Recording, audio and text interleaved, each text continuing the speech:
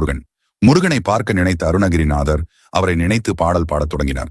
இதனை உணர்ந்த பார்வதி தேவி சிறு விளையாட்டை நடத்த நினைத்தார். முருகனை தன் மடியில் அமர்த்தி தன் கரத்தால் அணைத்துக் கொண்டால் அருணகிரிநாதரின் பாடலுக்கு எழுந்தோடி வர முடியாமல் அன்பிற்கும் பக்திக்கும் நடுவே அல்லாடி கொண்டிருந்தார் முருகப்பெருமான்.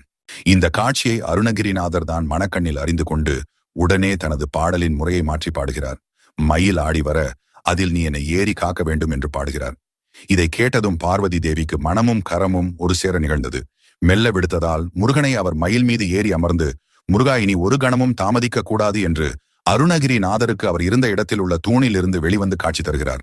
அருணன் உதிப்பதை எப்படி அகிலத்தில் உள்ள எல்லாரும் காண முடியுமோ அதை போல அண்ணாமலையில் முருகன் உதித்ததை மக்கள் அனைவரும் கண்டு களித்தனர். கம்பத்தில் இருந்து வெளிப்பட்டதால் திருவண்ணாமலையில் இருக்கும் முருகனுக்கு கம்பத்து இளையனார் என்று பெயரும் வந்தது. இதை போல நீங்கள் எந்த பாடலை முருகனை கும்பிடும் பொது பாடுவீர்கள், இல்லை எந்த முருகனின் பாடல் மிகவும் பிடிக்கும் என்று கமெண்ட்